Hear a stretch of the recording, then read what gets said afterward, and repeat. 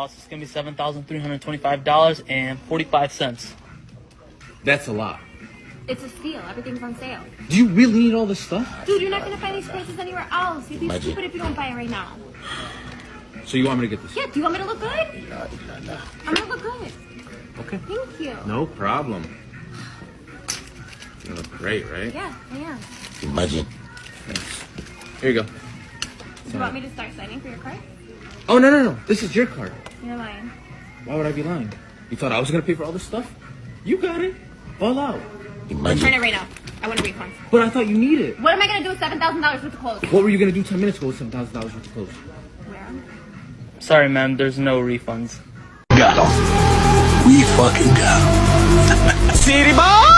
City boy! That's where he's gonna go! Let's go! Tell me I want no more! I want no more! Oh, sweet daddy. Get right here, man! Boy, if you don't stop! It's an evil world we live in.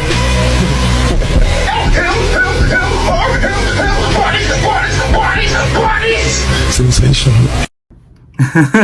Yo, dang. I'm not gonna lie. They had us in the first half, not gonna lie. I did not expect that, man. That man's a legend. He's a city boy. That was sensational. That meme is hilarious. I can't get enough of that one. Peak hoe phase, I had sex with like 12 dudes in 1 week. How was this a flex? I don't know what's going on with society, but that's nothing to be proud of. Man or woman, if you're saying that like you're proud of it, like you've been with like so many people in the past week, 12 people in the past week, ma'am, you have some sort of attachment issue. You have some weird addiction to it. You gotta stop that, man. That is crazy. There's no reason why you should be doing it that much with that many different people, man. And at some point, doesn't it kind of get old? Don't you want something more? Like a relationship or something? Like, hey, but I can't judge, and to each their own, but I just don't think that's something to be proud of, man or woman.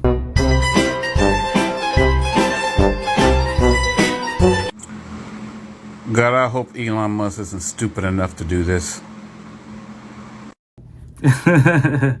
Yo, Amber Heard, you cannot escape the wrath you about to take, man. You cannot escape the vengeance you about to receive. I know our boy Elon's smart. He's not gonna fall for this. Please don't fall for this, Elon, man. She's 100% guilty. She deserves the full extent of the law, man. I, 45F, cheated on my ex-husband, 45 male, and ruined his relationship with our daughter, 24F. Me and my ex met in high school, had our one and only daughter after college, and got married a year later. Things were going great for years. As time went on, it got stale. Dead bedroom situation. Daughter away to college. A bunch of normal marriage stuff that I decided to burn with my selfishness. I started an affair with a man that went to my gym. It started as flirting, then he gave me his number, which turned to sexting, then meeting up and turning it physical. It got bad. I'd have him over if my husband was working late or go to his place and tell my husband I was at work. A year into it, my daughter graduated from college and moved back home. I forgot exactly how she found out, but she confronted me about possibly cheating on her dad. I tried to lie, but it wasn't working, and I told her a sob story about how I was unhappy, which wasn't even true, and that I loved her father but I also loved my AP and this way I can be happy and her father can be happy. The sob story worked and she agreed to keep it secret. Her only condition was that I couldn't bring him to the house. So I would always go with him to his place. Well, one day my ex went through my phone while I was asleep and saw everything. All of my conversations and pictures with ex-AP. He saw when I told AP that my daughter was keeping the secret, which led him to read the texts with my daughter and saw a conversation when she said I just want you to be happy. I noticed something was up for the next week or so because he didn't really talk to my daughter and I besides monotone yeses, nos, or I don't cares. This really affected my daughter because they were always close, and she started panicking that he knew.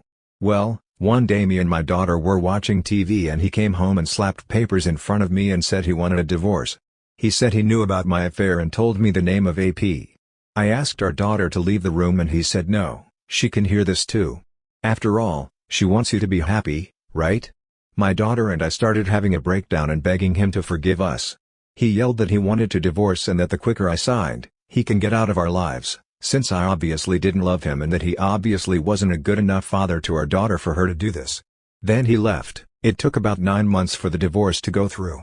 I begged and begged him to reconcile, or at least forgive our daughter. But he was adamant that he wanted nothing to do with us. Since then, neither me nor my daughter have heard from or seen him. She's tried to text and call him, but he ignores her. Our relationship has also deteriorated. She went through a deep depression and we've had some explosive arguments. She's told me that she regrets ever covering for me, that she should have told her dad as soon as she found out. She's called me every name in the book, said I was the worst mother ever and that I ruined her life. I got the house, as it was my parents' house previously. She moved out with her friends and only contacts me if she needs something and only comes over if she needs to get something, then immediately leaves. Wow, that is honestly crazy, but I can't feel bad for her because it's literally all her fault. Literally. She just cheated on him. She literally cheated on him when she had no reason to or need to. She was just bored. It just kept getting worse and worse and worse, and it's sad. It's so sad how one decision can literally ruin your life. And not only your life, but your child's life as well.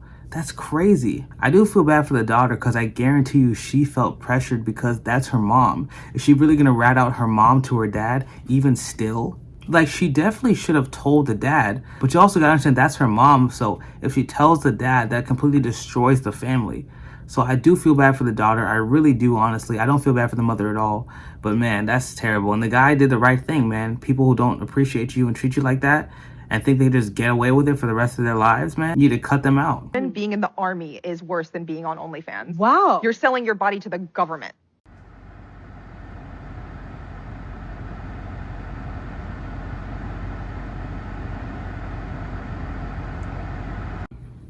Yeah, that logic though.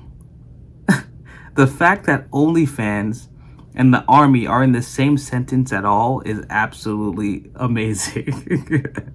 I feel like I'm on a skit on South Park. There's no way someone said that out of their mouth and they really thought this was an intelligent thing to say, bro. Wow. Wow.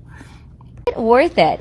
So this man right here, Keith Haygood, was attacked trying to help a woman who was involved in a verbal dispute with another man while he was getting off the train. He was just coming home from work and he saw this woman being verbally attacked. He said it looked like the man was going to hit her.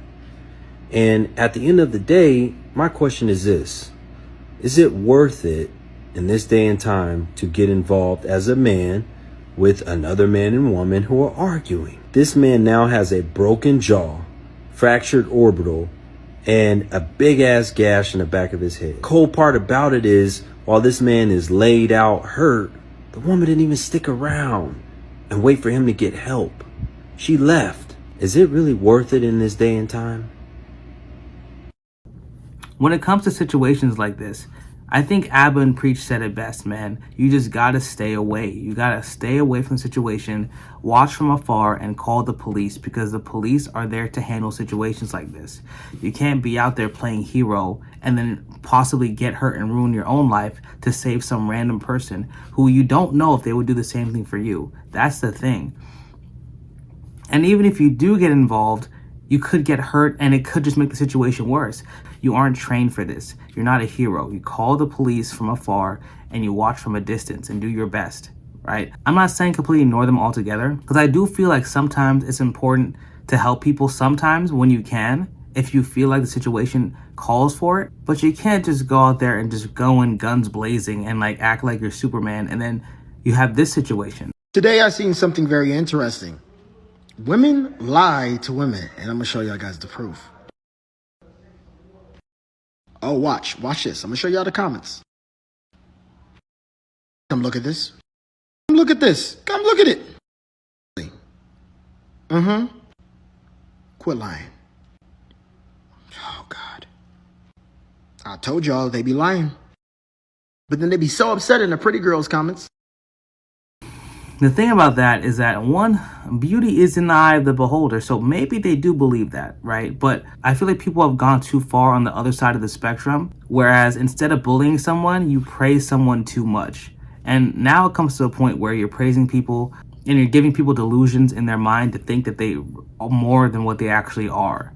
So that's when you get regular average looking people and average looking men thinking that they're gods, because people keep telling them that to make them feel good, which is a good thing. The intentions are good, but at least them being delusional and not wanting to change their own lives for the better. I've seen so many more women cheat, and being a woman myself, I get to be an insider to the things that women talk about. And yes, they will admit to one another that they cheat, but you will never hear an ounce of remorse. They always victimize themselves. What they'll say is, instead of saying, you know what, I cheated, it was wrong, it was dishonest of me, it was betrayal, and I'll never do it again, what you will hear is, well, I cheated because I had to. He wasn't giving me what I needed and what I deserved as a woman.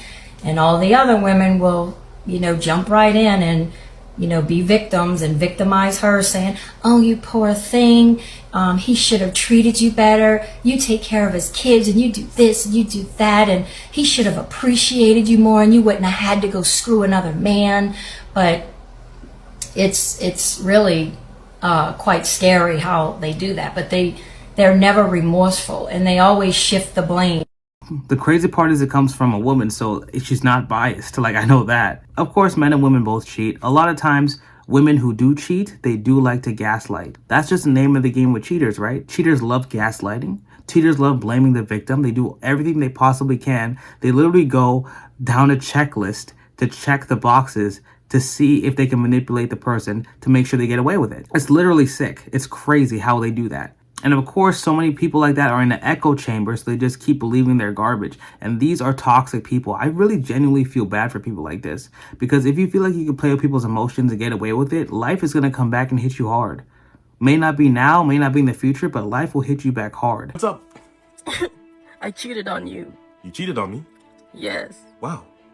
Well, congratulations. That is officially your new man. What? Please, I didn't know what I had. Oh, no. You knew exactly what you had. You just didn't think you'd lose it. Can I please have another chance? Now, why would you want another chance with me when you have a whole other set of chances with your new man? This is wonderful. But what about you, though? Oh, don't worry. I'll meet someone else. Jesus is love. Why are you crying? This is a good thing. It's wonderful. Out with the old, in with the new. You were driving on the M1, then you turned to the nearest exit. It's normal. On that note, I hope you and your man are happy. You get married and have kids. It's been nice getting to know you. And good luck. A new man. Wow. This is probably one of the best ways to handle it. I'm telling you. There's no reason to get mad all crazy over someone cheating on you.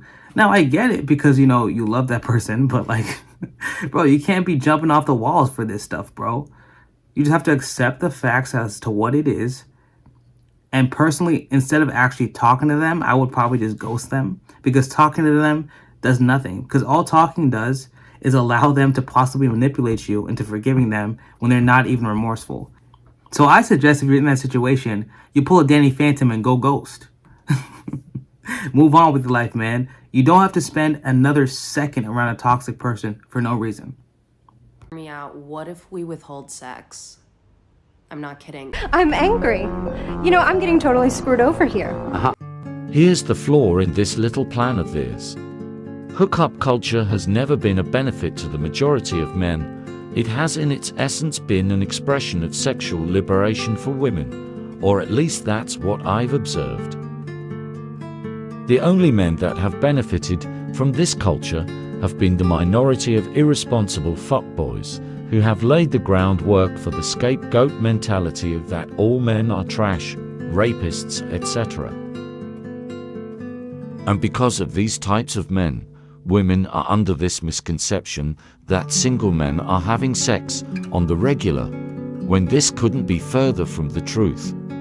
The only men this would affect aside from fuckboys are those who only have access to sex because they are in a relationship. But the only women who participate in this strike would be those who advocate for pro-choice, who then are only hurting their male allies.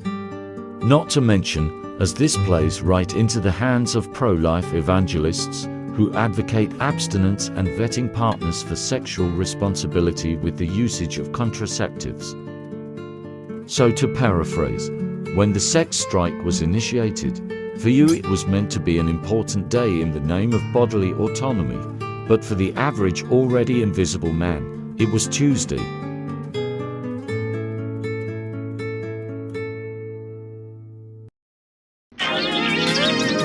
yo, yo, please never say those words again.